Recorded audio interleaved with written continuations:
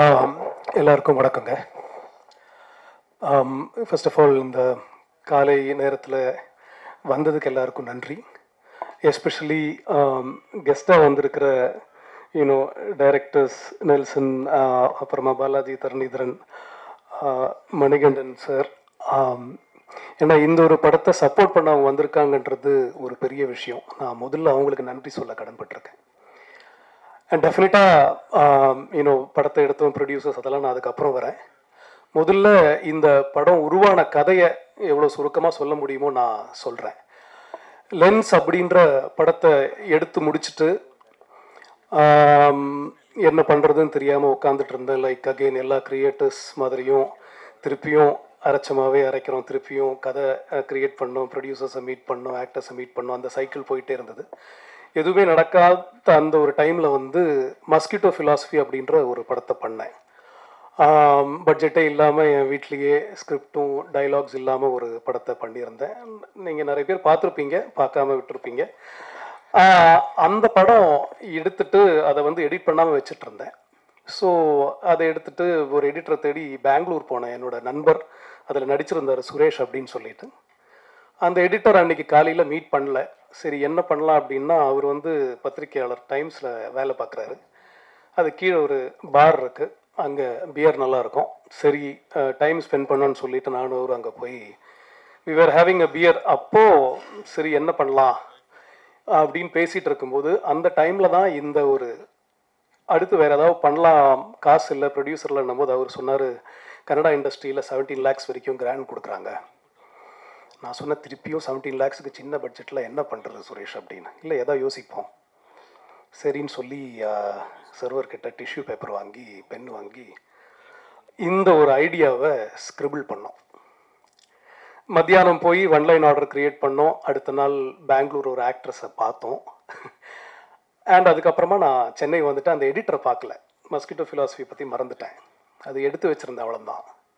அப்புறம் இங்கே என்னோட கோ டைரக்டர் ரவி கிட்ட இந்த ஐடியா சொன்னேன். அவர் சொன்னார், இது தமிழ்லேயே நல்லா பண்ணலாமே ஜேபி அப்படின்னாரு. சரி அப்படியா, சரின்னு சொல்லிட்டு அப்புறம் தான் அதோட ஸ்க்ரீன் பிளே நான் எழுதுகிறேன். இது இங்கே நின்றுடுச்சு, எழுதிட்டேன், முடிச்சுட்டேன், அதை அப்படியே வச்சுட்டேன். இந்த ஐடியா எனக்கு அங்கே ஏன் தோணிச்சு அப்படின்னு நான் அப்புறம் யோசிச்சு பார்த்தேன். அதுக்கு ஒரு காரணம் இருக்குது. என்ன காரணம்னா, ஒரு முற்போக்குவாதியான ஒரு நண்பர் என்கிட்ட ஒரு மியூசிக் வீடியோ ஒன்று பண்ணோம் ஜேபி, ஒரு ஐடியா சொல்லுங்கள் அப்படின்னு சொன்னார். அந்த டைம் நான் என்ன பண்ணுறதுக்கும் ரெடியாக இருந்தேன், because there is no work. அப்போ நான் அவருக்கு ஒரு ஐடியா சொன்னேன். ஒரு பட்டர்ஃப்ளையில், ஒரு கொக்கூனில் இருந்து ஒரு பட்டர்ஃப்ளை வெளியே கஷ்டப்பட்டு வெளியே சிறகு முளைச்சி அது பறக்குது. அதே மாதிரி பேரலி கட் பண்ணி ஒரு பொண்ணு அழகான ஒரு டான்ஸை ப்ரெசென்ட் பண்ணுறான் அவங்க அம்மாவுக்கு. இதை ரெண்டுத்தையும் கட் பண்ணி அவளோட செக்ஷுவாலிட்டியை அவள் அவங்க அம்மாவுக்கு சொல்கிறா. நான் என்னது அப்படின்ற ஓப்பன் அவுட் பண்ணுறா அப்படின்ற கான்செப்ட் சொன்னேன். ரொம்ப நல்லா இருக்குது ஜேபி, பட் அது வேணுமா, கொஞ்சம் வேறு எதனா சொல்லுங்களேன். ஏன் ஏன் ஏன் அப்படின்னு கேட்டேன். இல்லை அது வீட்டில் காட்ட முடியாது, கலீக்ஸ் கிட்ட எப்படி ஷேர் பண்ணுறது அப்படின்னாரு. ஸோ அது என் மனசுக்குள்ளே ரொம்ப ஆழமாக பதிஞ்சிருந்தது. ஏன் அப்படின்னு எனக்கு அப்போ இதை பற்றி எதுவுமே தெரியாது. ஸோ அந்த கொஸ்டின்ல இருந்து எழுமினது தான் இந்த படம். ஸோ அதுக்கப்புறமா நான் அதை எழுத ஆரம்பித்தேன், ரிசர்ச் பண்ண ஆரம்பித்தேன். அந்த மாதிரி நிறைய மக்கள்கிட்ட பேசியிருக்கேன். பேசி அப்படி உருவாக்கின கதை தான் இது. ஸோ எழுதி வச்சுட்டு அதுக்கப்புறமா லென்ஸ் ரிலீஸ் ஆகுது. லென்ஸுக்கு அப்புறம் இது பண்ணலான்னு நினச்சேன். அண்ட் ப்ரொடியூசர்ஸும் வந்தாங்க. அண்ட் அந்த டைமில் ரேவதி மேம், பிரகாஷ் ராஜ் அவங்கக்கிட்டலாம் இந்த கதையை பற்றி பேசினேன். பார்வதி அவங்களும் கதையை படிச்சிருந்தாங்க. பட் ப்ரொடியூசர் பண்ணுறேன்னு சொல்லிட்டு கடைசி நேரத்தில் ஆஸ் யூஷுவல் நிறைய பேர்கிட்ட டிஸ்கஸ் பண்ணேன், இது பண்ண வேண்டாம், கமர்ஷியலாக எனக்கு பெரிய ஆசைலாம் கிடையாது, போட்ட பணம் எடுக்கிற மாதிரி ஒரு கதையை கொடுங்க அப்படின்னு கேட்டார். சார் அப்படி எனக்கு கதை பண்ண தெரியாதே சார், அப்படி போட்ட காசு எடுக்கிற மாதிரி எப்படி பண்ணுறது, பிஸ்னஸ் தான் பண்ணோம், படம் பண்ண முடியாதுல்ல அப்படின்னு சொன்னேன். அண்ட் அதுக்கப்புறம் அது அப்படியே நின்றுடுச்சுங்க. அப்புறம் மஸ்கிட்டோ ஃபிலாசபிக்கு எடிட் பண்ணாமல் அது அப்படியே இருந்தது. ஒரு பையன் என்னை மீட் பண்ணுறான். இதை நிறைய இடத்துல சொல்லியிருக்கேன். என்னோட எடிட்டர் டேனி, அவன் நான் உங்கள் கூட ஒர்க் பண்ணணும்னு ஆசைப்பட்றேன், லென்ஸ் பார்த்துருக்கேன் அப்படின்னா.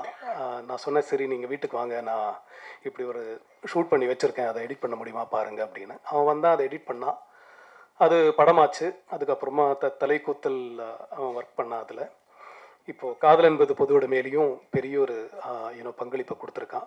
நான் ஏன் மஸ்கிட்டோ ஃபிலாசபி சொல்கிறேன்னா, இந்த மஸ்கிட்டோ ஃபிலாசபி நடக்கலை, நான் இந்த ஃப்ரஸ்ட்ரேஷனில் நான் வந்து போய் ஏதாவது பண்ணணும் அப்படின்னு நான் பண்ணலைன்னா இந்த படம் நடந்திருக்காது. அதுக்கு மிகப்பெரிய காரணம் வந்து ஜியோ பேபி சார். ஏன்னா மஸ்கிட்டோ ஃபிலாசபி அன்றைக்கி மூவியில் ரிலீஸ் ஆகுது. ஜியோ பேபி அந்த படத்தை பார்க்குறாரு, பார்த்து ஃபேஸ்புக்கில் என் கூட கனெக்ட் பண்ணுறாரு, என் கூட பேசுகிறாரு. அதுக்கப்புறம் அவர் என்னோட லென்ஸ் பார்த்துறாரு. அப்போ நாங்கள் ஃப்ரெண்ட்ஸ் ஆகிறோம். அன்றைக்கி அவரோட கிரேட் இண்டியன் கிச்சன் ரிலீஸ் ஆகலை. ஸோ அதை பற்றி நாங்கள் பேசிகிட்டு இருந்தோம். அதுக்கப்புறமா கிரேட் இண்டியன் கிச்சன் ரிலீஸ் ஆகுது. இட் பிகம்ஸ் ஹிஸ்ட்ரி அண்ட் பெரிய பேர் எடுக்குது. அதுக்கப்புறமா அவர் வந்து இந்த மாதிரி ஒரு நாள் கால் பண்ணி, நான் அப்போ தலைக்கூத்தலோட ஒர்க்கில் இருக்கேன், ஆர் லாக்டவுன் டைமில், இந்த மாதிரி தமிழில் நாங்கள் ஒரு ஸ்கிரிப்ட் கதை பண்ணலாம், இது படம் பண்ணலான் இருக்கோம் ஜேபி, கதை இருக்கான்னு கேட்டார். இந்த கதையை சொன்னேன். இமீடியட்டாக அவர் எஸ்ன்னு சொல்லிட்டார். நான் என்னோடய பார்ட்னர்ஸ் ப்ரொடியூசர்ஸ் கிட்ட பேசுகிறேன், இந்த கதை ரொம்ப நல்லா இருக்குது, பண்ணிவிடுவோம் அப்படின்ட்டு. நான் சொன்னேன் இந்த மாதிரி தலைக்கூத்தல் பண்ணுறேன் சார், அதுக்கப்புறம் பண்ணலான்னு. அன்றைக்கி கொடுத்த வாக்கு தான் அதை காப்பாற்றினார். அண்டு தலைக்கூத்தல் முடித்த உடனே காதல் என்பது பொது உடைமை என்ற படத்தை பண்ணோம். இல்லை நான் ஏன் இந்த கதையை நான் சொல்கிறேன் அப்படின்னா, இங்கே நிறைய பேர் மீடியாவில் இருக்கிறவங்களா இருந்தாலும் சரி, நண்பர்களாக இருந்தாலும் சரி, நான் ரீசெண்ட்லி ஒரு ஸ்டில் ஃபோட்டோகிராஃபர் மீட் பண்ணேன். அவர் ஸ்டில் ஃபோட்டோக்காக இல்லை, அவர் படம் எடுக்க வந்திருக்காரு, அவர் இயக்குனர் ஆகணும்னு ஆசைப்படுறாரு அப்படின்னாரு. ஸோ அந்த மாதிரி இங்கே நிறைய பேர் சினிமா ஆசையோடு வந்து இருக்கீங்க. ஸோ அது சில பேருக்கு சீக்கிரமாக நடந்தது, சில பேருக்கு லேட்டாக நடக்குது. பட் கட்டாயமாக நடக்கும். அந்த முயற்சி இல்லாட்டினா நம்மளால் முடிஞ்ச அந்த சின்ன வேலை எதனா பண்ணிட்டு இருந்தால் அது வேறு இடத்துல கனெக்ட் ஆகும், அது வேறு இடத்துல கனெக்ட் ஆகும். அப்படி கனெக்ட் ஆகி டெஃபினட்டாக நீங்கள் நினச்ச ஒரு விஷயம் நடக்கும், அது சாதிக்க முடியும் அப்படின்னு நான் சொல்ல விரும்புகிறேன். இது ஒரு மோட்டிவேட்டிங் இதுவாக நீங்கள் எடுத்துப்பீங்கன்னு நான் நினைக்கிறேன். ஸோ இனி செகண்ட் பார்ட்டுக்கு வரேன். படம் எப்படி உருவாச்சுன்ற விஷயத்த சொல்லிட்டேன். ஸோ அதுக்கப்புறமா ப்ரொடியூசர்ஸாக ஜோமோன் தான் ஃபஸ்ட்டு என்கிட்ட பேசினார்.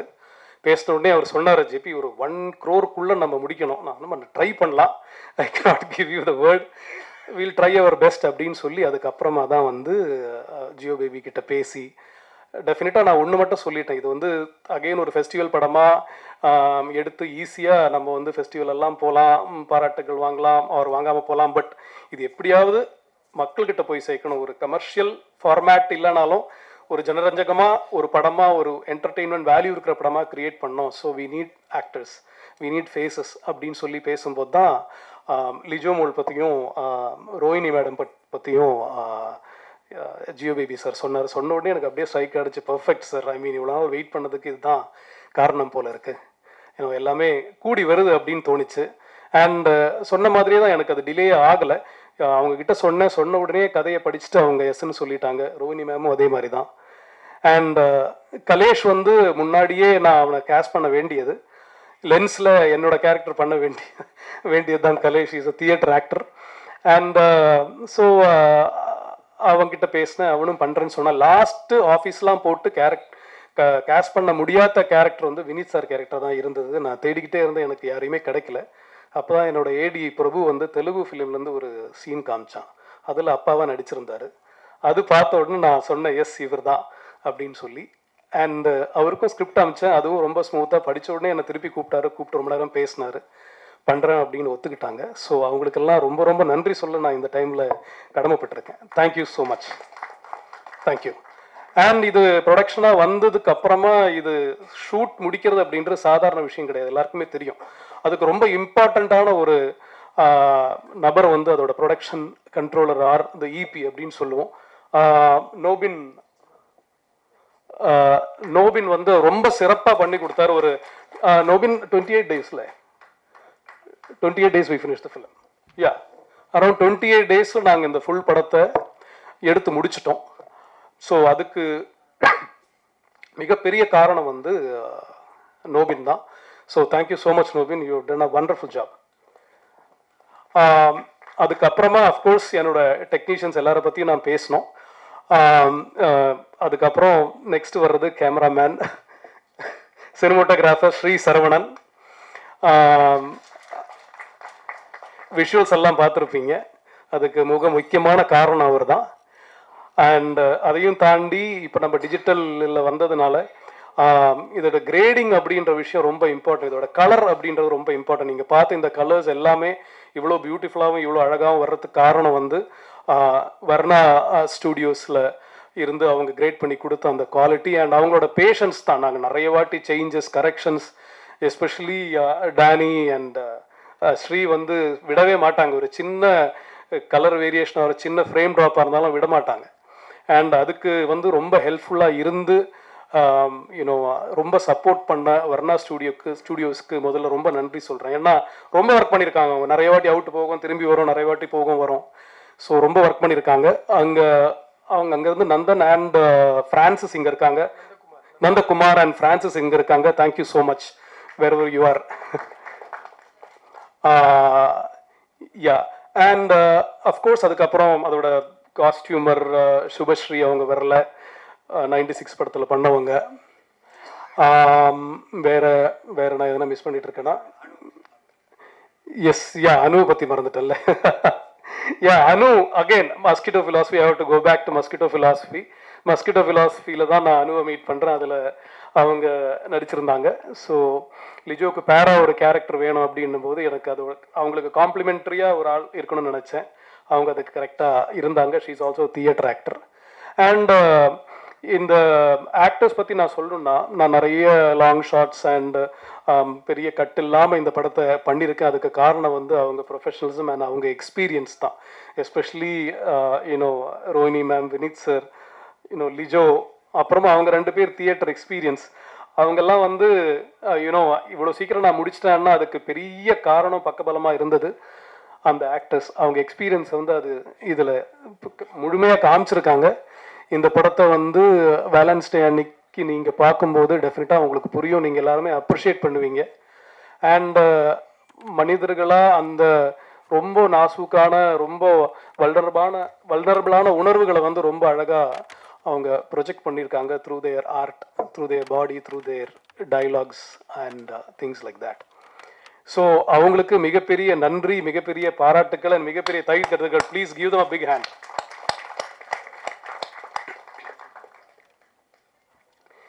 யா ஃபைனலி வந்து இந்த படத்தில் வந்து வீடு வந்து ரொம்ப முக்கியமான கேரக்டர். நீங்கள் பார்த்துருந்தீங்கன்னா நிறைய ஷார்ட் வீட்டில் இருந்திருக்கும். ஸோ ஆர்ட் டைரக்டர் கூப்பிட்டேன், இன்னைக்கு வரல அவர், maybe is busy working. Arusamy sir, அவர் வந்து நான் அவர்கிட்ட ஒன்று தான் சொன்னேன், இந்த மௌனராகம் படம் பார்த்தேன், எனக்கு அந்த படம் ரொம்ப பிடிக்கும், அந்த ஒரு ஃபீலில் எனக்கு நீங்கள் அமைச்சு கொடுங்க அப்படின்னு சொன்னேன். அது ரொம்ப நல்லாவே அவர் பண்ணி கொடுத்துருக்காரு. அண்ட் அப்புறமா வந்து நீங்கள் கேட்ட பாடல், நான் ஏன் அதுக்கு லாஸ்ட்டில் வரேன்னா அவங்கள பற்றி நிறைய பேசணும். அதனால் கண்டன் நாராயணன் அப்படின்ற மியூசிக் டைரக்டர் தான் இந்த படத்தில் பேக்ரவுண்ட் ஸ்கோர் அண்ட் நீங்கள் கேட்ட 2 பாடலையும் கம்போஸ் பண்ணியிருக்காரு. அவர் வந்து எனக்கு அறிமுகமானது வந்து தலைக்கூத்தல்ல. எக்ஸ்கியூஸ் மீ சார், அங்கே என்ன பிரச்சனையா? பேசலாமா? தேங்க்யூ. ஸோ அவர் வந்து எனக்கு அறிமுகமானது வந்து தலைக்கூத்தலில் பிரமாதமான பேக்ரவுண்ட் ஸ்கோரும் பாட்டு எனக்கு கொடுத்துருந்தாரு. அண்ட் இந்த படம் இதே மாதிரி ரொம்ப சின்ன பட்ஜெட்டில் இருக்குது கண்ணன் சார், நம்ம எப்படி பண்ணலாமா அப்படின்னோடனே, அது என்ன பட்ஜெட் ஏது அதெல்லாம் ஒன்றுமே கேட்கல அவர். நம்ம பண்ணிடலாம் ஜேபி வாங்க அப்படின்னாரு. ஸோ அதுக்கு பெரிய நன்றி Kannan sir. Thank you so much. Thank you. அப்புறம் டெஃபினட்டாக அந்த பாடல் நான் உமா மேடம் கூப்பிட்டு அந்த படத்தை காமிச்சேன். ஃபஸ்ட்டு கட், எடிட் கட் காமிச்சு, இது ஒரு ரொம்ப முக்கியமான பாட்டாக இருக்கணும். நம்ம இது வரைக்கும் தமிழ் சினிமாவில் 2 பெண்கள், மெயின் ஸ்ட்ரீம் சினிமாவில் சொல்கிறேன், 2 பெண்களோட காதலை வந்து நம்ம வந்து காமிச்சது இல்லை ஸ்க்ரீனில். இது ரொம்ப அழகாகவும் ரொம்ப கௌரவமாகவும் ரொம்ப பியூட்டிஃபுல்லாகவும் இருக்கணும், எழுதி கொடுங்க அப்படின்னு சொன்னேன். ஸோ அவங்களும் ரொம்ப சிறப்பாக எழுதி கொடுத்துருக்காங்க. Thank you so much. வேறு யாரையும் மிஸ் பண்ணியிருக்கேன்? எஸ், இன்னொருத்தரை மிஸ் பண்ண. ஆக்சுவலி நோபினுக்கு பக்கபலமாக ராஜேந்திரன் சார் அப்படின்ட்டு ஒருத்தர் கூட ஒர்க் பண்ணியிருந்தார் ஈபியா. அவர் இன்றைக்கி வர முடியல, ஊரில் இல்லை. அவருக்கும் நான் தேங்க்ஸ் சொல்லணும். இந்த படத்தை கரெக்டாக அந்த டைமில் முடிக்கிறதுக்கு என்ன ஹெல்ப் பண்ணவர். அண்ட் யா ரொம்ப டைம் எடுத்துட்டேன்னு நினைக்கிறேன். யா ஃபைனலி அதை மறந்துட்டேன் பாருங்கள். தேங்க்யூ ரவி. இந்த படத்தை எடுக்கிறது, அதை வந்து ஃபெஸ்டிவல் கொண்டு போகிறது, அதெல்லாம் ரொம்ப எனக்கு தெரிஞ்சு ஈஸியான விஷயம். நடந்துடும், எப்படியாவது நடந்துடும், அது நம்ம எடுத்துகிட்டு போயிடலாம். பட் இந்த படத்தை வந்து மக்கள்கிட்ட கொண்டு போய் சேர்க்கறது ஓடிடி பிளாட்ஃபார்மில் விற்கிறது, இந்த மாதிரி விஷயங்கள் இருக்கு இல்லையா? அதுவும் இந்த மாதிரி ஒரு படத்துக்கு ரொம்ப ரொம்ப கஷ்டம். அந்த கஷ்டம் எனக்கு புரிஞ்சுது. ஏன்னா இந்த படத்தை நான் எடுக்கிறதுக்கு வேறையும் ஒரு காரணம் இருக்கு. ஒரு ஒரு கோபம் தான். ஏன்னா நான் இந்த படத்தை தமிழில் பண்ணலாம் அப்படின்னு சொல்லி நான் அப்ரோச் பண்ண நிறைய பேர் தமிழில் பண்ணவே பண்ணாதீங்க, மலையாளத்தில் பண்ணுங்க, இல்லைன்னா ஹிந்தியில் பண்ணுங்க அப்படின்னாங்க. அது டெஃபினட்டாக நல்லா போகும், எதுக்கு நீங்கள் ரிஸ்க் எடுக்கிறீங்க, பண்ணாதீங்க அப்படின்னாங்க. எனக்கு அது வந்து ரொம்ப ஒரு தூண்டுதலாக இருந்தது. பண்ணாதீங்கன்னு சொன்னால் அது டெஃபினட்டாக நம்ம பண்ணி தானே ஆகணும். அது ஏன் பண்ணக்கூடாது? தமிழ் ஆடியன்ஸ் ஒத்துக்க மாட்டாங்க. அது சொல்ல நீங்கள் யார்? உங்களுக்கு எப்படி ஆடியன்ஸ் பற்றி தெரியும்? தெரிஞ்சால் நீங்கள் எல்லா படத்தையும் ஹிட் கொடுக்கலாம்ல. தெரிஞ்ச ஆடியன்ஸை புரிஞ்ச கதை எழுதி ஹிட் கொடுக்கலாம்ல. முடியாது இல்லையா? ஸோ எனக்கு அந்த மாதிரி நிறைய கோபங்கள் எனக்குள்ளே இருந்தது. யூனோ பட் இந்த படம் வந்து எடுத்து கோவாவில் ஸ்க்ரீன் ஆகிட்டு ரிலீஸ் ஆகலை அப்படின்னும் போது அவங்கெல்லாம் சொன்னது கரெக்டு தான். நான் தான் கோவத்தில் என்னோட ஒரு அரகன்ஸில் இதை பண்ணிட்டேனோ அப்படிலாம் எனக்கு நிறைய வாட்டி தோணிருக்கு. கிரியேட்டர்ஸாக எல்லாருக்குமே தோணும். We go through a phase where we go through lot of depression and doubts and questions and lot of other things. அப்படி இருக்கும்போது நான் ஆல்மோஸ்ட் கைவிட்டேன். Producers they made the film, but அதுக்கப்புறமா சொன்ன மாதிரி டிஸ்ட்ரிபியூட் பண்ணுறதுக்கோ தியேட்டர் கொண்டு வரதுக்கான அந்த ஒரு பவரோ அந்த ஒரு பொசிஷனாக இல்லாமல் இருந்த ஒரு சுச்சுவேஷன். ஓடிடி பிளாட்ஃபார்ம்ஸ் எல்லாருமே சொல்லிட்டாங்க க்ளீனாக, நீங்கள் ரிலீஸ் பண்ணிட்டு வாங்க, ஆடியன்ஸ் ரெஸ்பான்ஸ் நல்லா தான் நாங்கள் வாங்கிக்கிறோம் அப்படின்னு சொல்லிட்டு. ஸோ அவங்களும் டைரெக்டாக வாங்க மாட்டேன்னு சொல்லிட்டாங்க. என்ன பண்ணுறதே தெரியல. ஐ வாஸ் இன் டோட்டலாக டவுனாக இருக்கிற டைமில் ஒரு ஏஞ்சல் மாதிரி எங்கேருந்தோ சொல்லுவோம்ல, நம்ம நம்பிக்கை வச்சுக்கிட்டு இருந்தால் அது நடக்கும் அப்படின்னு சொல்லுவாங்க இல்லையா? ஒரு ஏஞ்சல் மாதிரி சடன்லி ஒரு நாள் கலேஷ் கூப்பிட்றான் என்ன. எல்லார்கிட்டையும் நாங்கள் படத்தை காமிக்கலாம் ட்ரை பண்ணியிருக்கோங்க. லெஸ்பியன் படமாக வேணாங்க, நாங்கள் பார்க்கல, it's not our type of film, வேணாமே. சில பேனர்ஸ் வந்து ரிலீஸ் பண்ணவும் வந்தாங்க, பட் எங்கள் பேர் போட வேண்டாம், அது போடணுமான்னு யோசிக்கிறோம் அப்படின்னு வந்தாங்க. இதெல்லாம் நடந்து முடிஞ்சு கலேஷ் கூப்பிட்டு இந்த மாதிரி சொன்னால், தனஞ்சயன் சார் படத்தை ஆல்ரெடி பார்த்துட்டாரு. நான் பார்த்துட்டாரா? எங்கே பார்த்தாரு? இல்லை அவர் பார்த்துட்டாரு, படம் பிடிச்சிருக்கு, இந்த மாதிரி பண்ணலாமான்னு கேட்டார். என்ன கலேஷ் சொல்கிறீங்க? அப்போது நான் சொன்னேன், அது எனக்கு பெரிய நம்பிக்கையில் இதே மாதிரி கூப்பிட்டு ஏதாவது சொல்ல போகிறாங்க. இல்லை நீங்கள் போய் மீட் பண்ணுங்க அப்படின்னாரு. இல்லை எனக்கு தினஞ்சன் சாரியும் தெரியும், பட் நம்ம எப்படியோ மிஸ் பண்ணிட்டோம் அவரை, சரி போய் மீட் பண்ணலான்னு மீட் பண்ணேன்.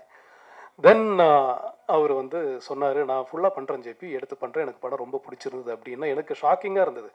நான் கொஞ்சம் I didn't believe it initially, but then yes, அவர் சொன்ன மாதிரியே இமீடியட்டாக நான் ப்ரொடியூசர்ஸை கால் பண்ணேன், கனெக்ட் பண்ணேன், அக்ரிமெண்ட் முடிஞ்சது. அண்ட் சொன்ன மாதிரியே ரொம்ப சிறப்பாக இது வரைக்கும் பண்ணிகிட்ருக்காரு. ஆல்மோஸ்ட் படத்தை பற்றி நிறைய பேருக்கு தெரியும், ரீச் ஆகிருக்கு. அண்ட் அதுக்கப்புறம் கொஞ்சம் சேஞ்சஸ், எடிட், நிறைய கரெக்ஷன்ஸ் எல்லாம் வந்தது. அதுக்கப்புறம் மியூசிக்கை திருப்பியும் ரீவொர்க் பண்ணோம். அதுக்கு எல்லாமே கொஞ்சம் கூட முகம் சுளிக்காமல் என்னோட எடிட்டர், மியூசிக் டைரக்டர், அப்புறமா சவுண்ட் டிசைன் ஆனந்த், அவனை எடிட்டர் கால் பண்ணாலே அவன் வந்து என்ன அப்படின்னு ஒரு லோ வாய்ஸில் தான் பேசுவான். இல்லை ஒர்க் அப்படியா, சரி ஓகே பண்ணலாம் அப்படின்னு சொல்லி எல்லாருமே ஃபுல்லாக அவங்களோட இதை கொடுத்துருக்காங்க. அதே மாதிரி திடீர்னு ஒரு பாட்டு தான் இருந்தது படத்தில், இன்னொரு பாட்டு வேணும் அப்படின்னு சொன்னால் அது ஒரு மியூசிக் வீடியோ க்ரியேட் பண்ணலாம், லிரிக்கல் வீடியோ க்ரியேட் பண்ணலான்னு சொல்லி நானும் ஆனந்தும் அதுக்கு மியூசிக், கண்ணன் நாராயணன் கூட உட்காந்து மியூசிக் க்ரியேட் பண்ணி அதோட ஒரு லிரிக்கல் வீடியோ நீங்கள் பார்த்ததை முழுக்க முழுக்க க்ரியேட் பண்ணது டேனி தான். இந்த ஸோ எல்லாருமே சேர்ந்து பேஷனேட்டாக இப்போ வந்து February 14th வரைக்கும் கொண்டு வந்துட்டோம். அண்ட் இன்னொரு எனக்கு ரொம்ப பெருமையாக இருக்கிற விஷயம்னா, என்னோட லென்ஸ் தலைக்கூத்தல் அதுக்கு எதுக்கும் கிடைக்காத ஒரு பெரிய என்ன சொல்கிறது விசிபிலிட்டி இந்த படத்துக்கு இருக்குது. இந்த படம் எதுவுமே நடக்காதுன்னு நினச்சி நான் உட்காந்துட்டு இருந்தேன். ஆக்சுவலாக ஐ மீன் கையிலேருந்து போயிடுச்சுன்னு நினச்சி உட்காந்துருந்த டைமில் இவ்வளோ போஸ்டர்ஸ், இவ்வளோ பேனர் அண்ட் ஆடியோ லான்ச் ஃபங்க்ஷனில் நான் இந்த ஃபஸ்ட் டைம் பேசுகிறேன் இந்த மாதிரி ஒரு ஃபங்க்ஷனில், அதுவும் என்னோட படத்தோட ஃபங்க்ஷனில். எனக்கு ரொம்ப சந்தோஷமாக இருக்குது, பெருமையாக இருக்குது. இதுக்கு காரணமான ப்ரொடியூசர்ஸ் அண்ட் தனஞ்சயன் சாருக்கு ரொம்ப ரொம்ப நன்றி சொல்ல நான் கடமைப்பட்டிருக்கேன். அண்ட் ஃபைனலி என்னோட ஆர்மி, எனக்கு டோட்டலாக பக்கபலமாக இருந்த என்னோட டைரக்ஷன் டீம் பற்றி நான் சொல்லி ஆகணும். அவ்வளோதான், அங்கே முடிச்சிடுறேன். I think it's going long. என்னோட கோ டைரக்டர் ரவி, நான் மோஸ்ட்லி இங்கிலீஷில் தான் எழுதுவேன், அவர் தான் என்னை வந்து தமிழில் எழுதுறதுக்கு ஹெல்ப் பண்ணுவார். நாங்கள் டிஸ்கஸ் பண்ணுவோம், சண்டை போடுவோம். ரவி மட்டும் தான் இங்கே இருக்கார், வேறு என்னோட ஏடிஸ் மற்ற நிறைய பேர் வரல. அதுக்கப்புறம் சிரில், டேனியோட தம்பி, அவன் இப்போ ஃபுல்லாக இதோட ப்ரமோஷனல் ஆக்டிவிட்டிஸ் ஃபுல்லாக அவன் தான் பார்த்துக்கிட்டு இருக்கான், ஃபுல்லாக ஹெல்ப் பண்ணிக்கிட்டு இருக்கான்.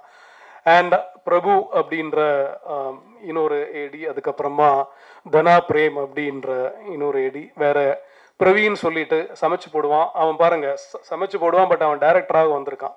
இன்னைக்கு அவனால் வர முடியல, அவனுக்கு காலையில் பஸ் கிடைக்கல. யா, ஸோ எல்லாருக்குமே ரொம்ப நன்றிங்க. இந்த படம் February 14th வருது. இது ரொம்ப முக்கியமான ஒரு பதிவாக நான் நினைக்கிறேன். ஏன்னா இது வரைக்கும் தமிழ் சினிமாவில் ஒரு கியூர் லவ் சொல்கிற ஒரு படம் மெயின் ஸ்ட்ரீம் சினிமாவில் மெயின் ஸ்ட்ரீம் ஆக்டர்ஸோட இது வரைக்கும் வந்ததே கிடையாதுங்க. இதை டெஃபினட்டாக எல்லார்ட்டையும் போய் சேர்க்க வேண்டியது உங்களோட பொறுப்பு. And thank you Ravi. எனிவே இது உங்களோட என்ன சொல்கிறது, கடமை பொறுப்பு, அதையும் தாண்டி ஒரு ரிக்வெஸ்ட்டாகவும் நான் கேட்டுக்கிறேன். Thank you so much. ஃபைனலாக நான் வந்து இந்த படத்தோட லேடி மோகன்லாலை பற்றி பேசிட்டு நான் முடிச்சுக்கிறேங்க. தீபா அக்கா இதில் ரொம்ப பிரமாதமான ஒரு கேரக்டர் பண்ணியிருக்காங்க. நான் ஷூட்டில் ஃபுல்லாக அவங்கள லேடி மோகன்லால் தான் கூப்பிடுவேன். And thank you so much, thank you so much for coming. And hello, thank you everyone for coming here. I am here for the first time speaking to everyone.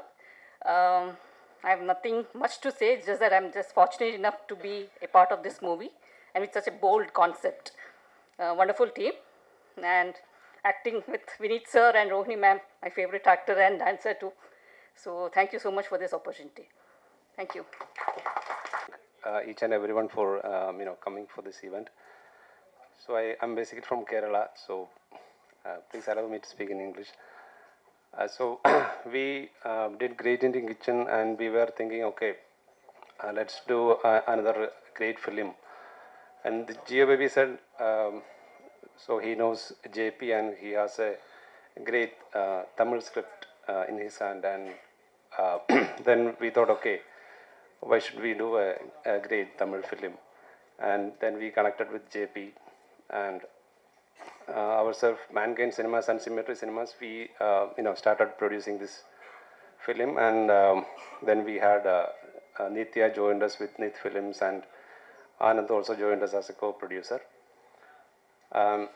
Then on from my production side, Nobin did a great job in executing the film along with Rajendran, and all the JP did a very great job with all his team, and all the artists, Rohini madam, Vineet sir, Lijo Mol, Kalesh, Anusha, everyone did a great job. All the technicians, all the artists, all the people who supported in this film, all the supporting like studios, labs, everyone supported us. We had a great time in Goa in IFFI, so we got a great appreciation in that event, and we had a great time there. And then we were planning to release the film in theaters, so we waited some time to get a good distributor, but the wait was for all good. We got Dhananjayan sir as our distributor, so now we are sure that we are in safe hands, and like we hope that it's going to be a hit in theaters as well. So I once again thank the whole media, the press, all our technicians, all our artists, all the other dignitaries, Manikandan sir, all the other important directors from Tamil industry. I thank you everyone. Thank you. எல்லாருக்கும் வணக்கம். என் பேர் Anusha, and இந்த படம் காதல் என்பது பொது உடைமையில் ஒரு சின்ன கதாபாத்திரம் நடிச்சிருக்கேன். இது ஒரு முக்கியமான படம்னு சொல்லிட்டு நாங்கள் படம்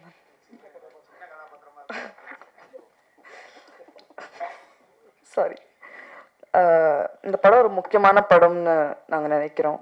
அண்ட் எங்கள் டைரக்டர் ஜேபி சார் இந்த படத்தை வந்து ரொம்ப சென்சிட்டிவாகவும் ரொம்ப கேராகவும் அழகாக எடுத்திருக்காரு. So thank you so much for casting me. இது ரொம்ப very close to my heart, அதனால் ரொம்ப பதட்டமாக இருக்கு. But thank you so much to the press and media for being here. காலையில் வந்ததுக்கு ரொம்ப நன்றி. இந்த படத்தை ஆடியன்ஸுக்கு எடுத்துகிட்டு போகிறது உங்கள் கையில் தான் இருக்குது. உங்களோட சப்போர்ட் ரொம்பவே முக்கியம் எங்களுக்கு. Thank you so much for the esteem guest on stage. அவங்களோட பிஸி ஸ்கெடியூலில் டைம் எடுத்து எங்கள் கூட வந்து எங்களோட இவெண்ட்டில் செலிப்ரேட் பண்ணுறதுக்கு வந்திருக்காங்க. ரொம்ப நன்றி. And my producers Jomon sir, Symmetry Cinemas, Mankind Cinemas, Tungsten Productions, Nith's Productions எல்லாருக்கும் ரொம்ப நன்றி. Thank you Nobel, thank you Rajendran sir, thank you to the whole cast and crew. நான் ரொம்ப டைம் எடுத்துக்க விரும்பல, but thank you so much for coming here. இந்த படம் வந்து ஆடியன்ஸ் கிட்ட போய் சேர்றதுக்கு வந்து அகேன் உங்களோட ஹெல்ப் ரொம்ப தேவை. So please thank you so much.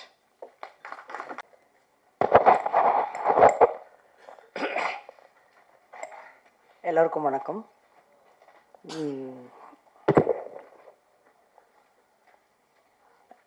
இந்த படத்தில் நான் படம் பார்க்கும்போது மிஸ் பண்ண விஷயம் வந்து மியூசிக்கையும் லிரிக்கையும் ரொம்ப மிஸ் பண்ணேன் நான். ஏன்னா பார்க்க கவனிக்கலை. ஏன்னா இந்த படத்தினுடைய சப்ஜெக்டை பார்த்தோன்னே நான் முதல்ல இதை கரெக்டாக சொல்லியிருக்காங்களடா, இது பார்க்கணும் முதல்ல அப்படின்னு சொல்லிட்டு மியூசிக்கையும் லைன்ஸையும் மிஸ் பண்ணிடுது, லிரிக்கையும்.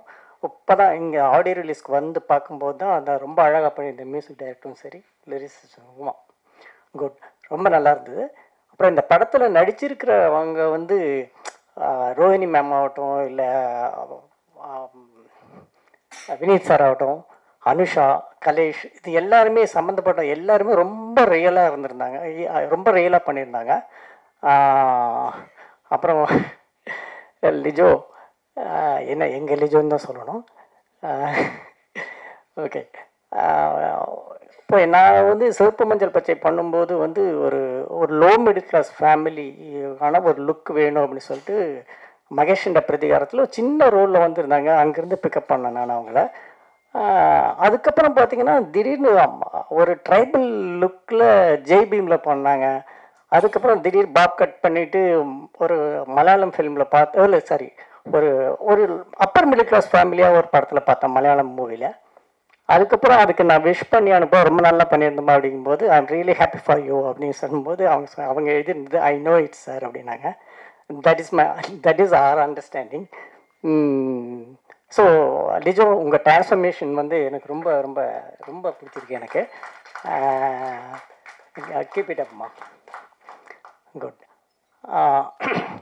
அப்புறம் சில டைரக்டர்ஸ் இருக்காங்க, அதாவது மக்களுக்கு பிடிச்ச விஷயத்த அவங்களுக்கு பிடிச்ச மாதிரியே சொல்லிட்டு போகலாம், எதுக்குடா வம்பு அப்படின்னு எடுக்கிற டைரக்டர் சில பேர் இருக்காங்க.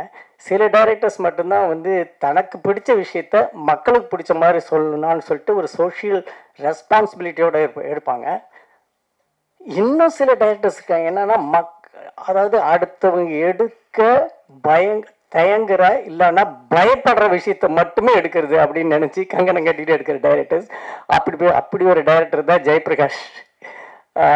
ஸோ இவருடைய லென்ஸ் ஆகட்டும் சரி, இல்லை தலைக்கூத்தலாகணும் சரி, இந்த படமாகட்டும் சரி, போல்டு அட்டம், சாரி நெல்சன், இந்த போல்டுன்னு வார்த்தை சொல்கிறதுக்கு ரீசன் என்ன அப்படின்னா அதாவது நம்ம உண்மையை பேசின உண்மையே மனசு சந்தோஷப்படுற அளவுக்கு சமூகம் மலினப்பட்டு போயிருக்கிறது அப்படின்னு ஜெயமோகன் எழுதியிருந்தார்.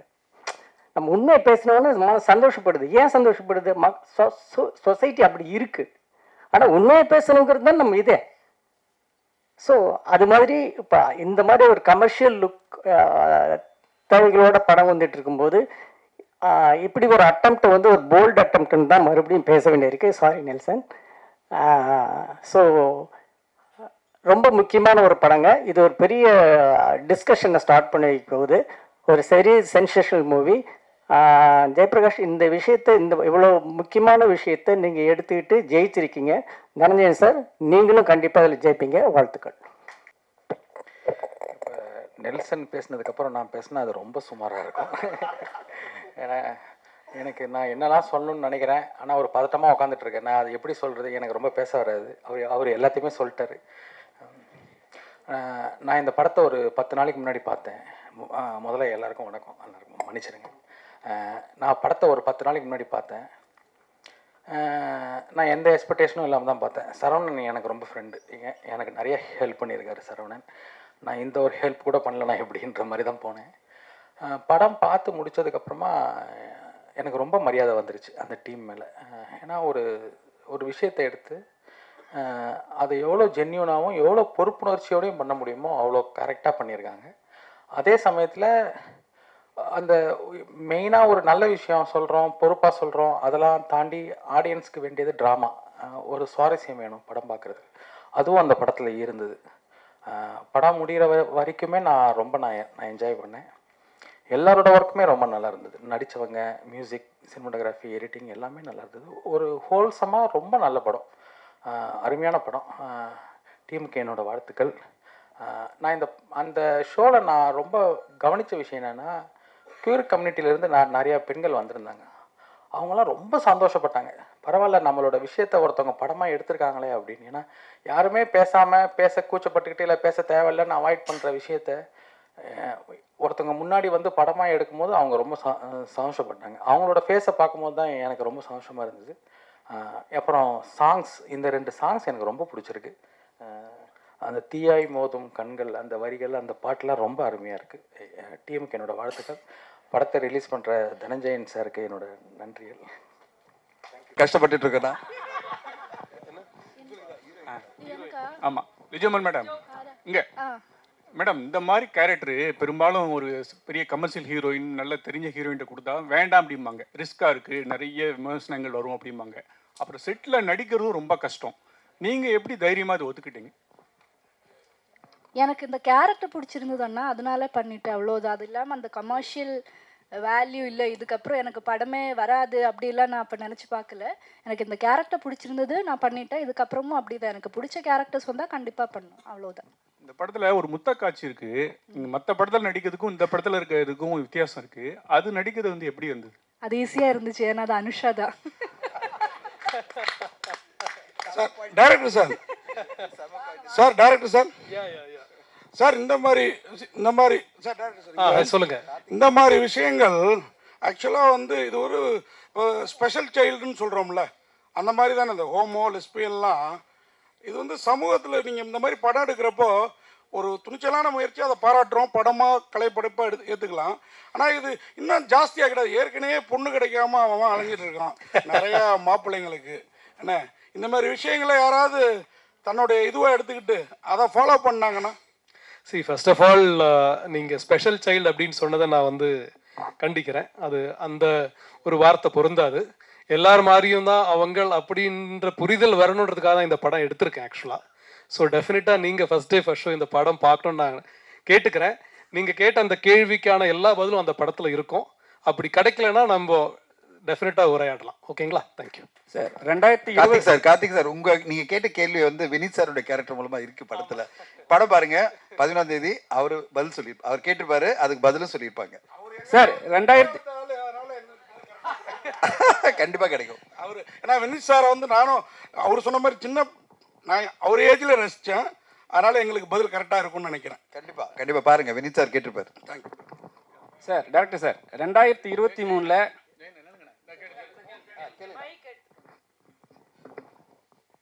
சார், இதில் 2 பெண்ணுங்க காதலிக்கிறாங்க. அவங்க வந்து தனியாக வாழணும்னு சொல்லிட்டு நினைக்கிறாங்க. அதுக்கு அப்பா அம்மா ஒத்துழைக்க மாட்டேங்கிறாங்க. பட் வழக்கமாக ஏற்கனவே நீங்கள் கோட் பண்ண மாதிரி தான் சமுதாயத்தில் வந்து ஒரு ஆண் பெண், ஆணுக்கு ஒரு பெண் அப்படின்னு சொல்லிட்டு தான் இருக்குது. பட் இந்த மாதிரி ஏற்கனவே கார்த்திக் ஒன்று மாதிரி பெண் கிடைக்க மாட்டேது அப்படின்னு சொல்லிட்டுலாம் சொல்கிறாங்க. நீங்கள் வந்து இதை வந்து வற்புறுத்தி சொல்லும்போது நாடு முழுக்க இந்த மாதிரி ஆச்சுனாக்கா அப்புறம் குழந்தை பிறப்பு எப்படி நடக்கும்? அப்புறம் அதுக்கு பிறகு வந்து பெண்கள் அவங்க மட்டுமே குடும்பம் நடத்தலாமா?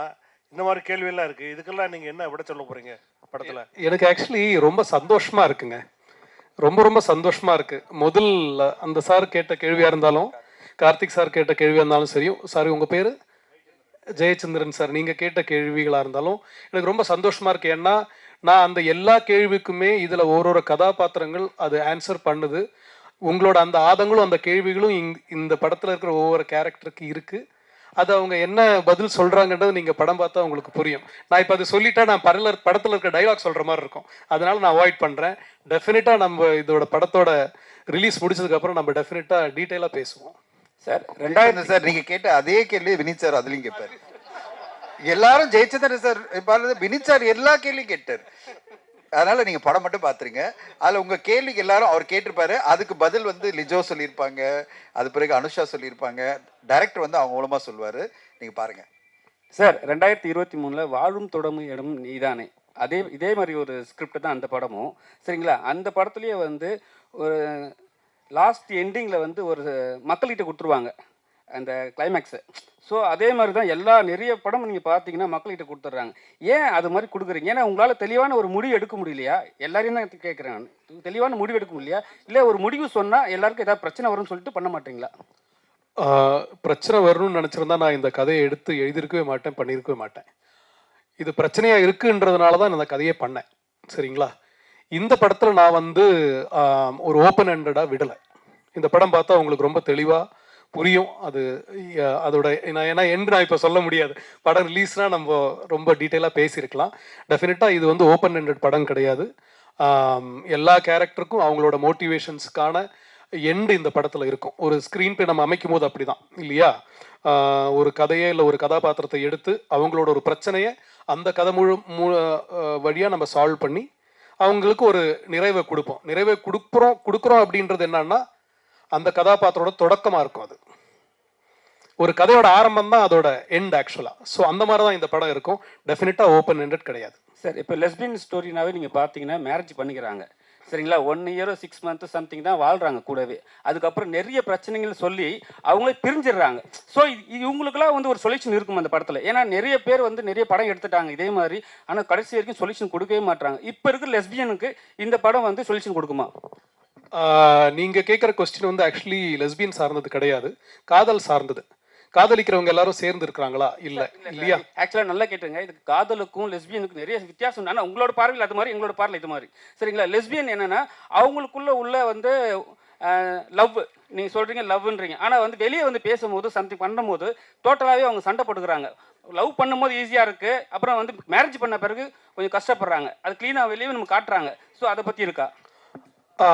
இது வந்து மேரேஜ் பற்றியெல்லாம் இல்லைங்க. இது வந்து இந்த பர்டிகுலர் ரிலேஷன்ஷிப் பற்றியான புரிதல் தான் இந்த படம். காதல் என்பது பொது உடமே சொல்லியிருக்கோம்ல, யார் வேணா காதலிக்கலாம், அப்படி தான் இந்த படம். நீங்கள் கேட்குற இந்த கேள்வி வந்து எல்லா ரிலேஷன்ஷிப்லையும் இருக்குது. ஆண் பெண் காதல்லையும் இதே பிரச்சனை இருக்குது. கல்யாணம் பண்ணுறாங்க, லவ் பண்ணுறாங்க, வருஷக்கணக்கு லவ் பண்ணுறாங்க, கல்யாணம் பண்ண அடுத்த நாள் டிவோர்ஸ் ஆகுது, 6 மாதத்தில் டிவோர்ஸ் ஆகுது, 25 வருஷம் ஒன்றா இருந்தவங்க டிவோர்ஸ் ஆகிறாங்க. ஸோ இந்த லவ் அண்ட் ஹேட் ரிலேஷன்ஷிப் மனிதருக்குள்ளே இருந்துக்கிட்டே தான் இருக்குது. அப்போ தான் வாழ்க்கை முன்னாடி போகும். ஒன்று ஸ்டாண்டர்டாக நிற்காது இல்லையா? ஸோ இந்த படத்தில் வந்து நம்ம அதை பற்றி பேசலை. இதுவும் சரிதான், உங்களை மாதிரி நாங்களும் காதலிப்போம், நாங்களும் சண்டை போடுவோம், பிரிவோம், ஒன்றா இருப்போம் அப்படின்னு சொல்லக்கூடிய ஒரு படம் தான் இது. ரோஹிணி மேடம், எந்த காதல்னாலும் ஒரு கட்டத்தில் வந்து கல்யாணத்தில் போய் வந்து நிற்கணும். இந்த மாதிரி ஹோமோசெக்சுவல் வந்து சில நாட்டில் சட்டப்பூர்வமான அனுமதி இருக்குது. நம்ம நாட்டில் சுப்ரீம் கோர்ட் இதிலே வந்து அனுமதி இல்லை. இந்தியா மாதிரி நாட்டுக்கு வந்து இது வந்து மேரேஜ் வந்து லீகலாக வேணும் அப்படின்னு நினைக்கிங்களா இந்த ரிலேஷன்ஷிப்? அதுக்கு தான் வந்து அவங்க போராடிட்டு இருக்காங்க இல்லையா? என்ன வேணும் என்ன வேணாம் அப்படின்றது சொல்கிறதுக்கான அதுக்கு உண்டான அத்தாரிட்டி கிடையாது. ஆனால் ஒருத்தருக்கும் இருக்கிற உணர்வுகளை மதிக்கணும் அப்படின்றத நான் சொல்கிறேன். அப்புறமா வந்து இதை பார்த்துட்டு இப்படி மாறுவாங்க அப்படின்றது வந்து தவறான ஒரு கருத்துங்க. ஏற்கனவே அந்த மாதிரியான உணர்வுகளோடு இருக்கிறவங்க அதை வெளியே சொல்ல முடியாமல் தவிக்கிறவங்க தான் வந்து இப்போ சொல்லலாம் போல இருக்கு. அது வந்து கம்மிங் அவுட் அப்படின்னு சொல்லுவாங்க இங்கிலீஷில். கம்மிங் அவுட் அப்படின்ற இடத்துக்கு போகலாம் போல இருக்கு அப்படின்ற ஒரு தைரியம் வேணும்னா நம்ம சமூகம் கொடுக்குற இடத்துக்கு போகும் அப்படின்னு நினைக்கிறேன். நன்றி சார். மேடம் சார், இப்போ வந்து நீங்களே வந்து இந்த வீக் வந்து 2 படம் 2K கிட்ஸ், அது வந்து லவ் டோம்சிங் 2K 90 சம்திங் போகுது படம். இப்போ வந்து இந்த படம் நீங்கள் லெஸ்பியன். ஆனால் என்னன்னா February 14 ரிலீஸ் பண்ண காரணம் என்ன? முதல்ல ஏன்னா லவ்வர்ஸ் தான் வந்து நிறைய அவஸ்தைப்படுறானுங்க பொண்ணு கிடைக்காம. அண்ணன் சொன்ன மாதிரி பொண்ணு கிடைக்காம அவ்வளவு பேர் அவஸ்தைப்படுறாங்கன்னு நல்லா சொல்றீங்க. ஒன்னே ஒன்று சொல்லிடுறேன். இந்த படம் வந்து நாங்கள் நவம்பரில் டிசைட் பண்ணும்போதே அவர் ஒன்றே ஒரு தான் சொன்னார். அன்னைக்கு சொன்னார், சார் இது வந்து வேலண்டைன்ஸ் டே நாங்கள் கொண்டு வரணும்னு ஆசைப்பட்ட படம் இல்லை, காதல் என்பது பொது உடைமைன்னு சொல்லிட்ட பிறகு நான் வேலண்டைன்ஸ் டே 2024 கொண்டு வரணும் ட்ரை பண்ணேன் சார். அப்போ ப்ரொடியூசர்ஸ்க்கு சில சிக்கல்னால கொண்டு வர முடியல. அட்லீஸ்ட் 2025 நீங்கள் லவர்ஸ் டே கொண்டு வந்துடலாம் சார், ஏன்னா அதுதான் சரியான டேட் இந்த படத்துக்கு, இட்ஸ் ட்ரிபியூட் டு லவர்ஸ் அப்படின்னாரு. சரி சார், நம்ம வந்து February 14 வந்துடலாம்னு சொல்லிட்டு நாங்கள் February 14 அனௌன்ஸ் பண்ணிவிட்டு அப்பயே அனௌன்ஸ் பண்ணிட்டோம் எல்லாம் பண்ணிகிட்டே இருந்தோம். 2K லவ் ஸ்டோரி வந்து ஜனவரியில் எங்கிட்ட வந்து சுசீந்தர் சார் படத்தை காமிக்கும் போது அதுவும் வேலண்டைன்ஸ் டே படம் தான். ஏன்னா அது வேற மாதிரியான லவ் சொல்லுது. அந்த படத்தை பார்த்தீங்கன்னா அது வேற ஒரு புரிதல். இந்த 2K ஜென்ரேஷன் லவ்வை எப்படி அணுகுறாங்க அப்படின்றத ரொம்ப மெச்சூர்டாக ரொம்ப பிரமாதமாக வந்து சுசீந்தர் சார் சொல்லியிருக்காரு. அந்த கதையை முடிச்சு நான் படம் பார்த்த உடனே நான் என்கிட்ட சொன்னார், சார் நீங்கள் ரிலீஸ் பண்ணுங்க சார், ஏற்கனவே ஒரு படம் நான் பண்ண போகிறேன் வேலண்டைன்ஸ் டேக்கு அப்படின்னு. இல்லை சார், எனிவே நாங்கள் வேலண்டைன்ஸ் டே கொண்டு வரணும்னு பிளான் பண்ணிட்டோம், நீங்கள் நடுவில் இருங்க, 2 படத்தையும் உங்களால் மேனேஜ் பண்ண முடியினாரு. உண்மையிலே சேலஞ்சாக தான் இருக்குது எனக்கு. ஏன்னா 2 பேரையும் மேனேஜ் பண்ணணும், 2 ப்ரொமோஷனும் பார்க்கணும், 2 ஈவெண்ட் அரேஞ்ச் பண்ணணும். ஆனால் 2 வேறு விதமான படங்கள், ஒரே மாதிரி படங்கள் இல்லை, அது வேறு மாதிரியான ஒரு கான்செப்ட் படம். இது எனக்கு மனசளவில் ஆத்மார்த்தமான ஒரு படம். மனசளவில் ஆத்மார்த்தமான படம்னா சில படங்கள் நம்ம நெஞ்சில் வந்து ஆழமாக பதியும், அந்த மாதிரி ஒரு படம் அது. அது இந்த கால யங்ஸ்டர்ஸ் எப்படி வந்து காதல் அணுகிறாங்கன்றதை பார்க்கும்போது ஒரு நம்பிக்கை கொடுக்குற அந்த படம் அது 2K லவ் ஸ்டோரி. இந்த படம் மனசளவில் நம்மளை வந்து ரொம்ப பாதிக்குது. மனசளவில் வந்து இந்த ஒரு கம்யூனிட்டின்னு அப்படின்னு நம்ம ஒதுக்கிடாம அவங்க பார்ட் ஆஃப் அவர் ஃபேமிலி, நம்ம ஃபேமிலி தான் அவங்க. அவங்களுக்கு ஒரு உணர்வு இருக்குல்ல. படம் ஃபுல்லாக உணர்வுகளை பற்றி தான் இந்த படம் பேசும். உணர்வுகளை புரிஞ்சுக்கிட்டிங்கன்னா உங்களுக்கு வந்து எல்லாமே எம்பத்தி பண்ணுவீங்க. நீங்கள் வந்து இவங்களை ஒதுக்கி வைக்கிற ஒரு கம்யூனிட்டி கிடையாது, இல்லை அந்த செக்மெண்ட் கிடையாது. எல்லாருமே நம்மளை சார்ந்தவங்க தான், அவங்களும் நம்மளோட இருக்கிறவங்க தான். அந்த உணர்வுகளோட நம்ம ஒத்துக்கணும் அவங்கள அப்படின்றதுக்காக இந்த படம் ரொம்ப அருமையாக வந்திருந்தது. பார்த்த உடனே நானும் என் மனைவி தான் பார்த்தோம். இது வந்து நான் அது ஒரு மேல் பெர்ஸ்பெக்டிவ் அப்படின்லாம் இல்லை, என் மனைவிங்க வந்திருக்காங்க. நாங்கள்லாம் பார்த்த உடனே இந்த படம் வந்து நல்லா இருக்குது, இந்த படம் நம்ம கண்டிப்பாக மக்கள் மத்தியில் கொண்டு செல்லணும் அப்படின்னு ஆசைப்பட்டு கொண்டு வந்திருக்கோம். ஊடக நண்பர்கள் துணையோட, மக்களோட துணையோட இந்த படம் வந்து பரவலான மக்களை ரீச் பண்ண நம்புகிறேன். ஒரே விஷயம் சொல்ல, இன்னைக்கு காலையில் நான் டிஸ்ட்ரிபியூட்டர்கிட்ட நான் பேசியிருந்தேன், எங்கள் டீம் ஃபுல்லாக, தமிழ்நாடு ஃபுல்லாக. அவங்க சொன்னாங்க, காதல் வந்து பொது உடைமை பற்றி எல்லா ஸ்க்ரீன்லும் வந்து போடணும்னு ஆசைப்பட்றாங்க, இந்த படத்துக்கு ஏதோ ஒரு விஷயம் இருக்குது அப்படின்னு நம்புகிறாங்க அப்படின்னாங்க. நான் சொன்னேன், மல்டிப்ளெக்ஸ்ல எல்லாம் இந்த படம் கண்டிப்பாக வரணும். மக்கள் மத்தியில் இந்த படத்துக்கு ஒரு எதிர்பார்ப்பு இருக்குது, அந்த ஒரு நல்ல ஒரு நம்பிக்கை இருக்குது. அந்த நம்பிக்கை ஏற்ற மாதிரி நீங்கள் படம் பார்க்கும்போது நீங்கள் கண்டிப்பாக சொல்லுவீங்க நம்புகிறேன். ஏன்னா இந்த படத்தை பார்த்த சில ஊடக நண்பர்கள், இப்போ சில பேர் தான் பார்க்க முடிஞ்சது. ஏன்னா நாங்கள் வந்து ஒரு இன்ஃப்ளூயன்சஸ் இல்லை, ஃப்ரெண்ட்ஸை கூப்பிட்டு படம் காமிக்கும் போது அவங்க எல்லாருமே சொன்னாங்க, சார் அருமையான படம் கொடுத்துருக்கீங்க அப்படின்னாங்க. அது நீங்களும் சொல்வீங்க நாளன்னைக்கு அப்படின்னு நான் நம்புகிறேன். நீங்களும் சொன்ன பிறகு அது கண்டிப்பாக மக்கள் மத்தியில் போய் சேரும், மக்களும் அதே மாதிரி சொல்லுவாங்க. அதுக்கு பிறகு இந்த படம் அதுக்கான ஆடியன்ஸை போய் ரீச் பண்ணிடும் நம்பிக்கையோடு தான் காத்திருக்கிறோம். மேடம், ரோகிணி மேடம், நீங்கள் பேசுகிறப்ப சொன்னீங்க இந்த மாதிரி மாறிடுவாங்க அப்படிங்கிறதெல்லாம் நான் ஏற்றுக்க மாட்டேன் அப்படின்ட்டு. அது அவங்களுக்குள்ளார உள்ளதுன்னு. அப்படின்னா அது ஒரு திருநங்கை மாதிரி, ஒரு ஸ்பெஷல் சைல்டு மாதிரி அவங்களுக்குள்ள பர்டிகுலர் கேரக்டர் தானே, டேரக்டர் இல்லைன்னாரு. இருங்க, உங்கள்கிட்ட இன்னொரு கேள்வியும் கேட்டுறேன். இப்போ நான் ஹாஸ்டலில் இருந்திருக்கிறேன், ஒரு 3 வருஷம் ஊட்டியில் படிச்சிருக்கிறேன். அப்போது நமக்கும் நம்ம ஃப்ரெண்ட்ஸுங்க சில தடம் மாதிரி போயிருக்குது. ஆனால் திருப்பி எல்லாருமே இப்போ ஃபேமிலி மேனாக கல்யாணம் பண்ணிட்டு குழந்தை குட்டி பார்த்துட்டு வாழ்ந்துட்டு தான் இருக்கிறாங்க. ஓகேங்களா? இந்த மாதிரி படங்கள் அந்த மாதிரி மாற்றுறதுக்கு வாய்ப்பு இல்லையா? நீங்கள் சொன்னதுனால சொல்கிறேன், இவருக்கும் அதே கேள்வி தான் கேட்குறேன். ஏன்னா என்கிட்ட ஒரு ஸ்பெஷல் சைல்டு பையன் இருக்கிறான். ஹரிதாஸ் பார்த்த பிறகு இவனை எப்படா வளர்க்க போகிறோங்கிற பயம் இருந்தது. இப்போ வளர்த்துக்கிட்டு இருக்கான் நல்லாவே. ஸோ அந்த மாதிரி இந்த மாதிரி பசங்களை வச்சுருக்க பேரண்ட்ஸுக்கு இந்த படம் ஒரு ஆறுதலாக, இந்த மாதிரி இருந்தாலும் ஏற்றுக்கோங்க அப்படிங்கிற முடிவை தருமா, அதையும் கேட்குறேன். ஸோ பேசிக்கலி இது வந்து ஃபேமிலிஸ்க்கான ஒரு படம் தான். நீங்கள் சொல்கிற மாதிரி ஸ்பெஷல் சைல்டுன்னு அந்த கேட்டகரிக்கும் இதுக்கும் சம்பந்தம் இல்லை, பொருத்தமான வார்த்தை இல்லை அது அப்படின்னு அது புரிய வைக்கிறதுக்கு தான் பேசுகிறது. இன்னொரு விஷயம் என்னென்னா வந்து எக்ஸ்பெரிமெண்டிங் அப்படின்ற இடத்துக்கு இல்லை. ஆக்சுவலி உணர்வு ரீதியாகவே அவங்களுக்கு வந்து ஒரு சில பேருக்கு இருக்கிற தெரிவுகள், அதாவது தேர்வு அப்படின்னு வரும்போது அதை நம்ம என்ன மாதிரி பார்க்குறோம் நம்ம அப்படின்றது வந்து நமக்கு அது பழக்கப்படாததுனால, நமக்கு தெரியாததுனால எப்படி பார்க்குறோம். நம்ம வந்து சொசைட்டி வந்து இப்படி ஒதுக்கி வச்சுட்டு, இல்லைன்னா அவங்கள வந்து அவமானப்படுத்துகிற மாதிரி, அவங்கள வந்து ரொம்ப தரக்குறைவாக பேசுகிற மாதிரி பண்ணுறதுனால நிறைய பேர் பயந்துக்கிட்டு இதை பற்றி பேசாமல் இருக்கிறவங்க தான் இப்போ பேசலான்னு வெளியே பேசுவாங்கன்னு சொல்கிறது. யாருமே வந்து இப்போ ஒரு கருப்பாக இருக்கிறவங்க கருப்பாக தான் இருக்காங்க இல்லையா, அந்த மாதிரி தான் இது. நீங்கள் எப்படி பிறந்திருக்கீங்களோ அதை நீங்கள் ஏற்றுக்கணும் அப்படின்றத பற்றி தான் பேசுறது தவிர, எப்படியோ பிறந்திருக்கோம் ஆனால் இதை பார்த்துட்டு மாறிடுவாங்க அப்படின்றது சரியான புரிதல் கிடையாது அப்படின்னு சொல்கிறதுக்கு தான் நான் சொன்னேன். டைரக்டர் சார், அதுதான் டைரக்டர் சார், இந்த பாட்டு வரி வந்து காதல் என்பது பொதுவுடன் வந்து பால்தான ரோஜாக்கள் ராஜா சார் உள்ளது, எங்கேயாவது உள்ள வருதா? பெர்மிஷன் வாங்கி பயன்படுத்திருக்கீங்களா? ரீமிக்ஸ் மாதிரி ஏதாவது வருதா? ப்ரமோவில் மட்டும்தான் இருக்குது, படத்தில் அந்த பாட்டு யூஸ் பண்ணல. ப்ரமோக்கு பர்மிஷன் கொடுத்தாங்க.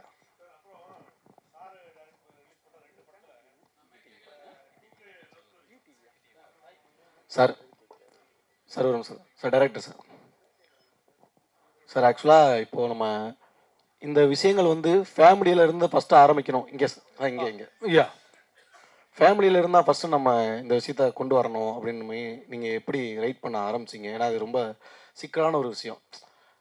அதை குறித்து சொல்லுவாங்க. அதே மாதிரி வந்து இப்போ இருக்க யங் ஜென்ரேஷன் மேக்ஸிமம் வந்து இந்த விஷயங்களை வந்து மேக்ஸிமம் ஏற்றுக்கிறாங்க.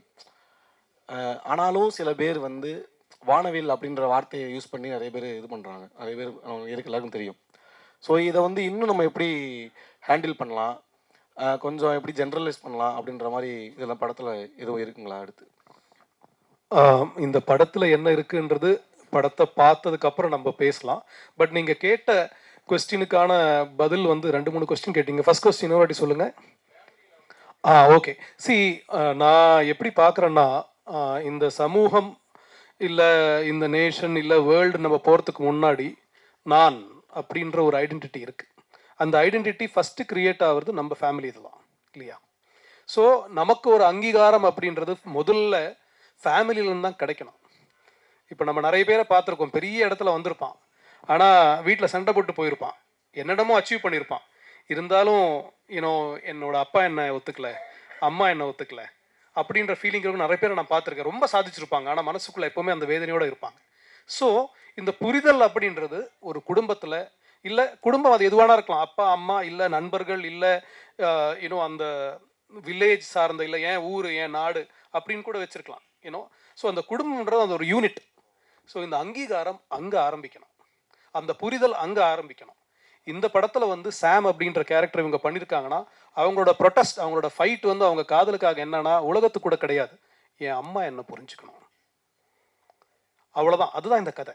இந்த ஒன் லைனில் இந்த கதையை சொல்லிட்டேன், என் அம்மா என்ன புரிஞ்சுக்கணும், அவ்வளோதான். I don't care about the world. அவங்க புரிஞ்சுக்கிட்டாங்கன்னா எங்களுக்கு அது போதும். அங்கேருந்து அது ஆரம்பிக்கும். அதுதாங்க இந்த படம். இயக்குனர் சார் வணக்கம் சார். இங்கே சமீபத்திய படங்கள் பார்த்தீங்கன்னா, இப்போ லெஸ்பியன் ஊக்குவிக்கிற மாதிரியும், இப்போ லாஸ்ட்டாக கூட ஒரு படத்தோட ட்ரெய்லரில் பேசியிருந்தாங்க, பெண்கள் எங்கே வேணாலும் போகலாம், யார் கூட வேணாலும் சுற்றலாம் அப்படின்ற மாதிரியும் ஒரு கதைகள் அமைஞ்சு ஒரு படம் பேட் கேர்ள்னு வரப்போகுது. சமீபத்தில் இந்த மாதிரி படங்கள் வர்றதுனால நாட்டில் ஏதாவது சீர்குலைவுகள் ஏற்படாது, நம்ம கலாச்சாரம் கெட்டு போகும் அப்படின்னு நினைக்க மாட்டீங்களா சார்? டெஃபினட்டாக கிடையாதுங்க. ஏன்னா ஒரு கலாச்சாரத்தில் இருந்து தான் ஒரு கதை உருவாகுது. ஒரு கலாச்சாரத்தில் இருந்து தான் ஒரு கதை உருவாகுது. நம்ம வாழ்வியல் இருந்து தான் ஒரு படத்தை நம்ம உருவாக்குறோம், இல்லை கவிதை உருவாகுது, இல்லை புத்தகம் உருவாகுது. ஸோ ஒரு ரெஸ்பான்சிபிளான கலேஷ், ஒரு ரெஸ்பான்சிபிளான ஒரு கதையும் ஒரு ஆடியன்ஸும் ஒரு செட் ஆஃப் கலைஞர்களும் சேர்ந்து ஒரு படைப்பை கொடுக்கும்போது நம்ம அதை பற்றி யோசிப்போம், சரிங்களா? ஸோ இந்த கதை வந்து ஒரு உரையாடலை தான் ஸ்டார்ட் பண்ணோம். இதில் இந்த கதையில் வந்து நம்ம இப்படி இருக்கிறது தான் சரி அப்படின்னு சொல்லி நம்ம க்ளோரிஃபை பண்ணுறது கிடையாது.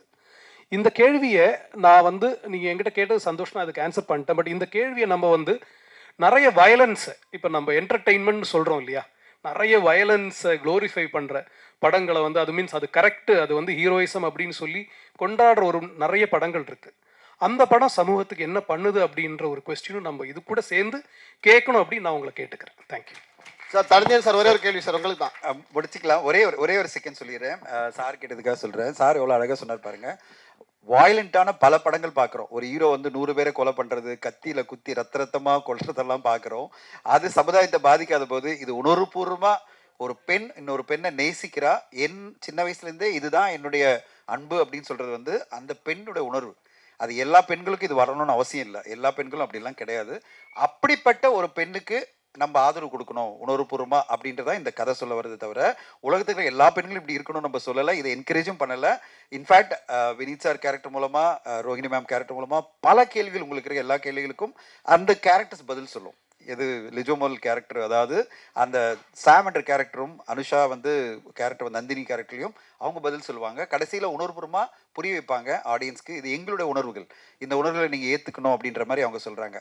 இந்த இது வந்து ஒரே ஒன்று சொல்லிடுறேன் ஊடக நண்பர்களுக்கு. நாங்கள் வந்து சென்சர் போகும்போது நீங்கள் கிட்ட மாதிரி தான் முதல்ல சென்சர் நாங்கள் போகிறோம். அதுலேருந்து ஒரு அப்ஜெக்ஷன் வந்துகிட்டே இருந்தது.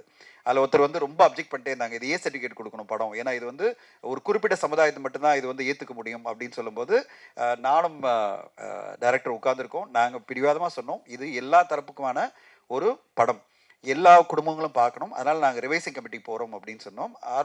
ரீஜனல் ஆஃபீஸர் சொன்னார், சரி ரிவைசிங் கமிட்டி போங்க அப்படின்னாங்க. இன்ஃபேக்ட் எங்களுக்கு என்ன சொன்னாங்க, அடல்ட்ஸ் சர்டிஃபிகேட் கொடுத்து பல கட்ஸ் கொடுக்குறேன் அப்படின்னாங்க.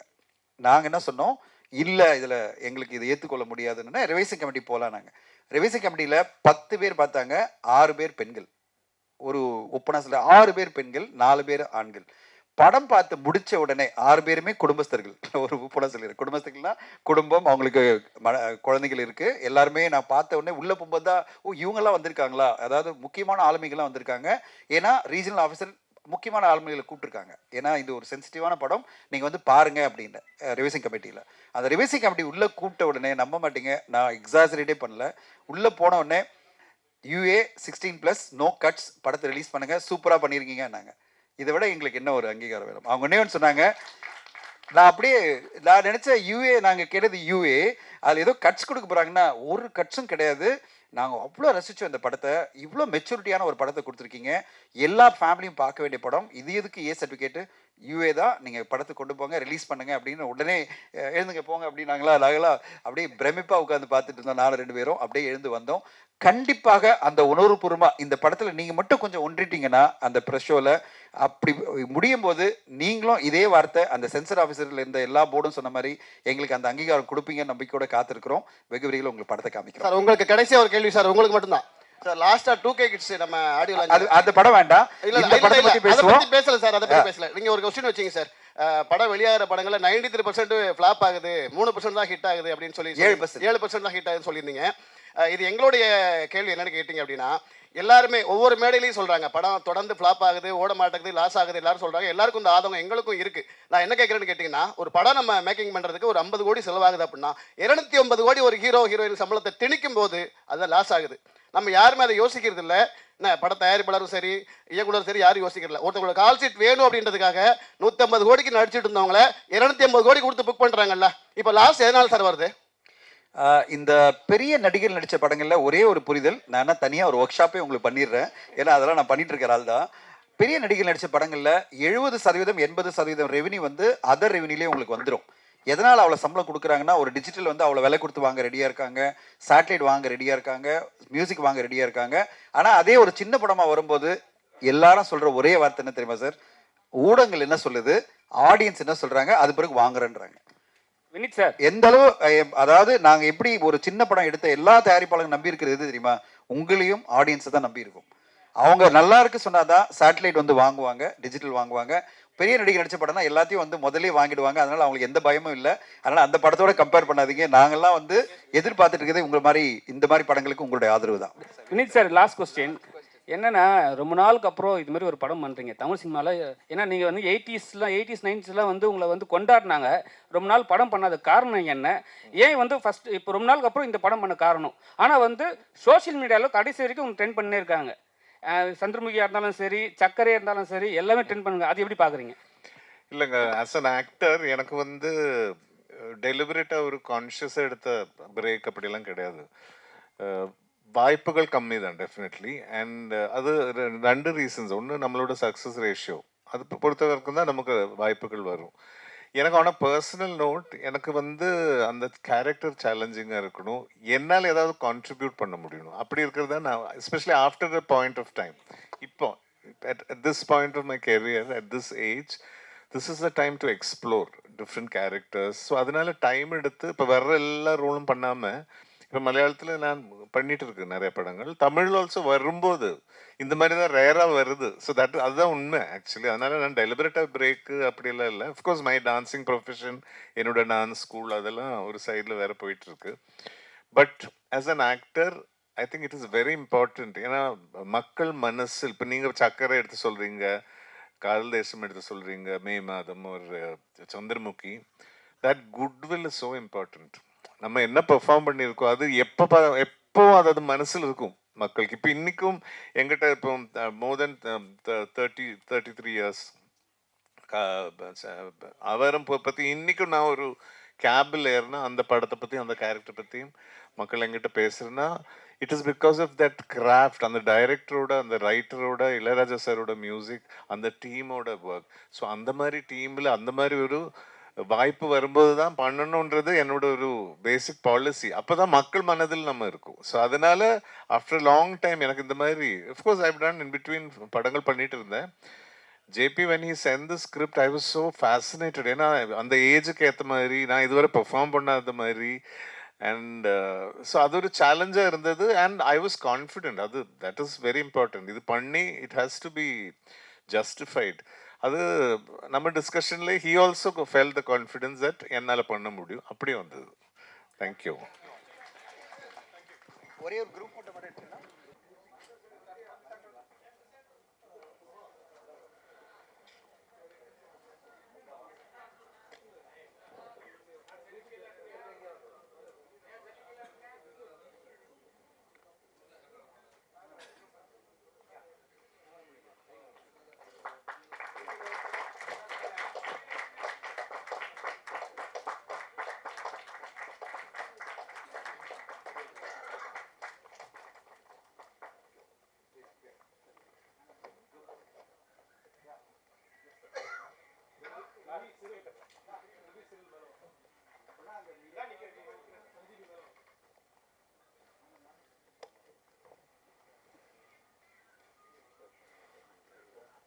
பாலாஜி அந்த